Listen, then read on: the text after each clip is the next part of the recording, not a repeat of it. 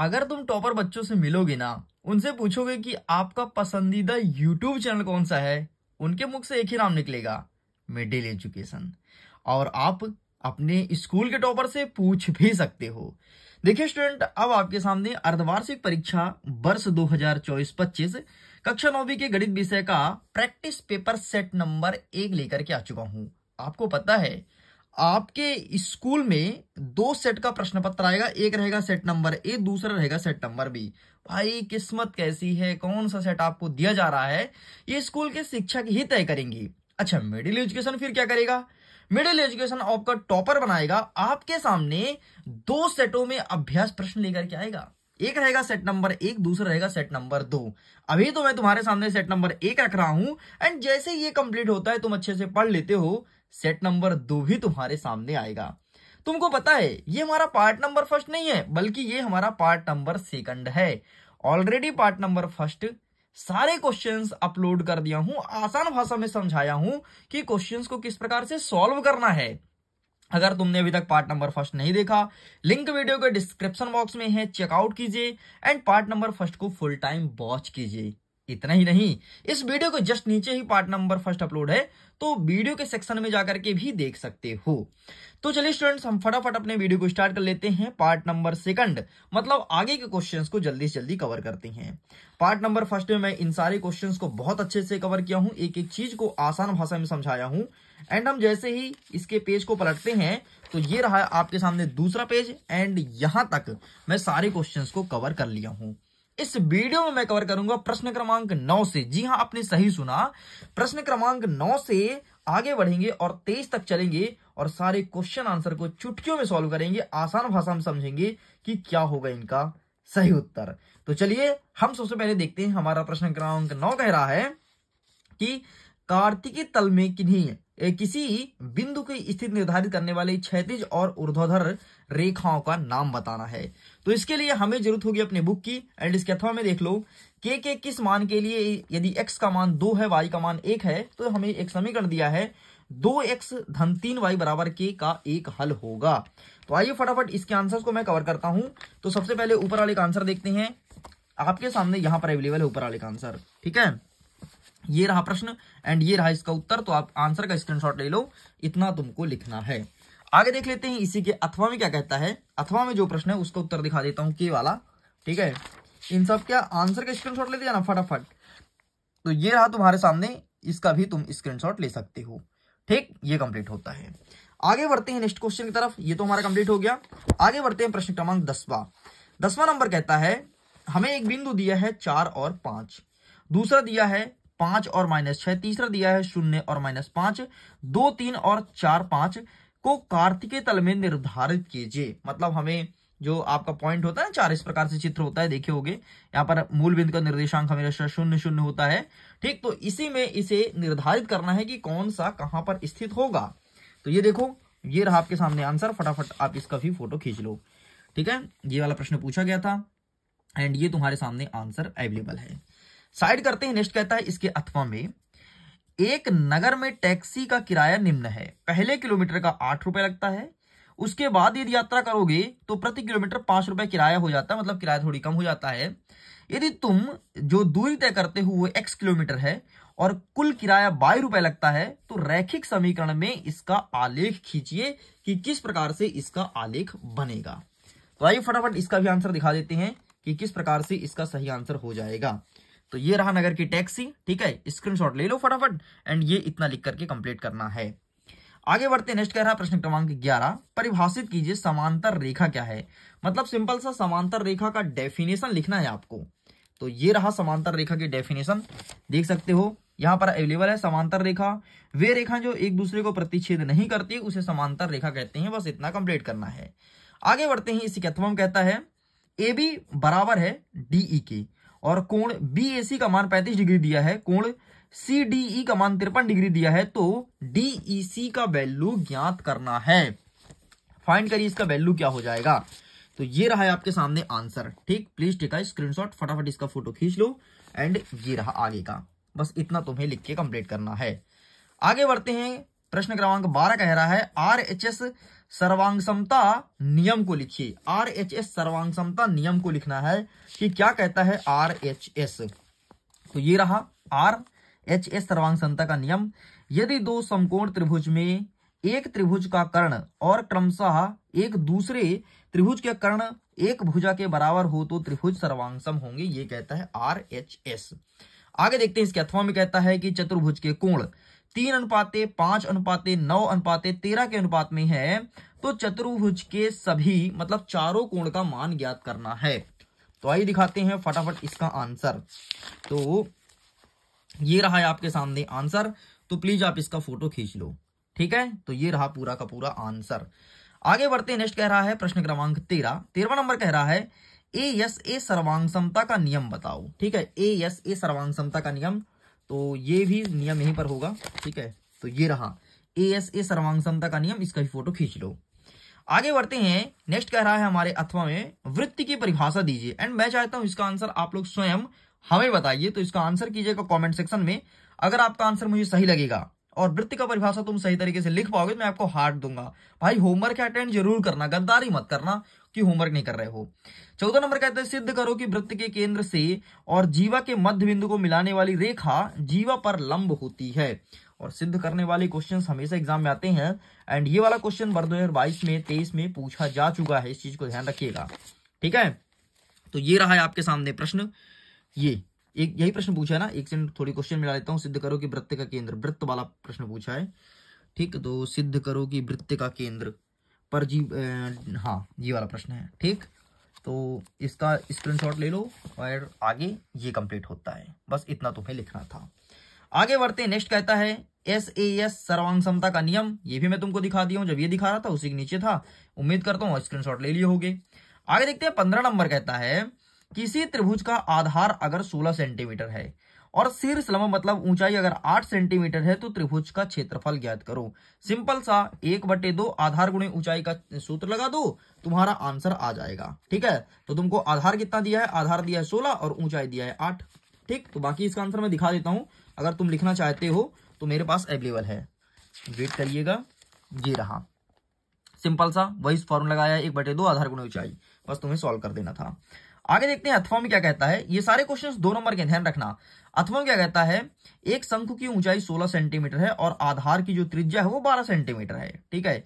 शंकु का वक्र पृष्ठीय क्षेत्रफल ज्ञात करना है। अगर पाई का मान 3.14 दिया है, मतलब पाई का मान आपको 22/7 नहीं रखना है बल्कि 3.14 रख करके ही क्वेश्चंस को सॉल्व करना है, ये प्रश्न पूछा है।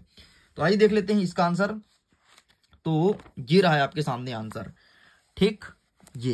यही प्रश्न पूछा है एंड ये रहा आंसर, बस इतना लिख के कंप्लीट करेंगे।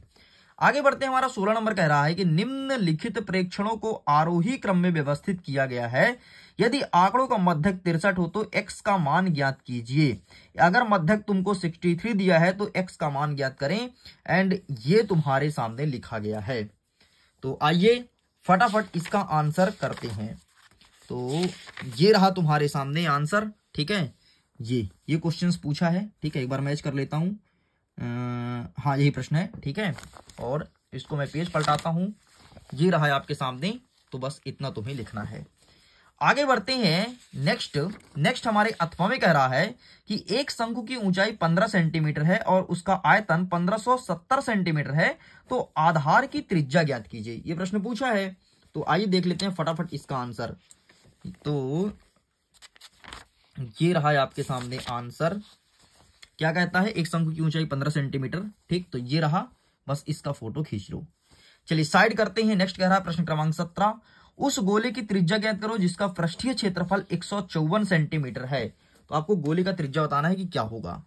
तो उस गोले की त्रिज्या ज्ञात करो, ये प्रश्न है एंड ये रहा पूरा आंसर, इसका फोटो खींच लो। आगे बढ़ते हैं, अथवा कहता है कि 2 के प्रथम 5 गुणज माध्य ज्ञात कीजिए, ठीक है। 2 के प्रथम 5 गुणज माध्य ज्ञात करना है। तो आइए दिखा देते हैं इसका आंसर। तो ये रहा है आपके सामने आंसर, ठीक। इसका स्क्रीनशॉट ले लीजिए। चलिए आगे बढ़ते हैं। नेक्स्ट क्वेश्चन कह रहा है प्रश्न क्रमांक 18, यदि एक समांतर चतुर्भुज के विकर्ण बराबर हो तो दर्शाइए कि वह एक आयत है।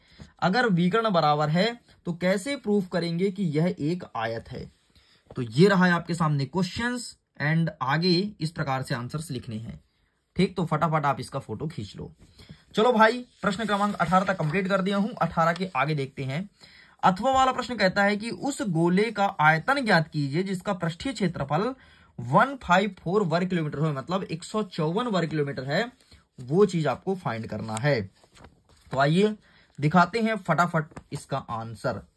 तो मैं पेज को पलटता हूं एंड ये रहा। ठीक, और ये प्रश्न पूछा है, इतना आंसर लिख के कंप्लीट करना है। आगे बढ़ते हैं। नेक्स्ट कह रहा है प्रश्न क्रमांक 19, एक टीम ने फुटबॉल के 10 मैचों में से निम्न को गोल किया। 2 3 4 5 0 1 3 3 4 3। यह कहता है कि गोलों की संख्या का माध्य निकालना है, मध्यक निकालना है और बहुलक ज्ञात करना है। मतलब इसमें तुमको 3 चीज निकालना है, माध्य, मध्य और बहुलक। तो आइए फटाफट इसका आंसर देख लेते हैं। तो ये प्रश्न पूछा है एंड ये आपको स्क्रीनशॉट लेना है, ये लिखना है, फिर इसके बाद ये स्क्रीनशॉट लिखना है। ठीक, तो इतना लिखना है। आगे देखते हैं। अथवा कहता है कि 3 4 7 1 6 3 3 का मध्यक और बहुलक ज्ञात करो। तो मध्यक और बहुलक ज्ञात करने वाला प्रश्न हर साल पूछता है। ठीक है, तो इसे अच्छे से प्रिपेयर करके ही जाना, क्योंकि इस बार भी तुम्हारे बोर्ड एग्जाम में देखने को मिलेगा। प्रश्न क्या था? 3 4 ना, तो ये रहा मध्यक ज्ञात करना है। एक सेकंड, यही क्वेश्चन है, एक बार क्वेश्चन मैच कर लेते हैं यार। ठीक है, 3 4 7 ये वाला प्रश्न नहीं है, वेट, ये वाला प्रश्न है। ठीक है, ये आपको फाइंड करना है, यहां पर लिखा गया, स्क्रीनशॉट के ले लो। आगे बढ़ते हैं। 20वां नंबर कह रहा है, सिद्ध कीजिए कि एक चतुर्भुज के विकर्ण एक दूसरे को समद्विभाजित करते हैं तो वह एक समांतर चतुर्भुज है। ये 3 नंबर का प्रश्न है। हमें सिद्ध करना है कि विकर्ण एक दूसरे को परस्पर समद्विभाजित करते हैं।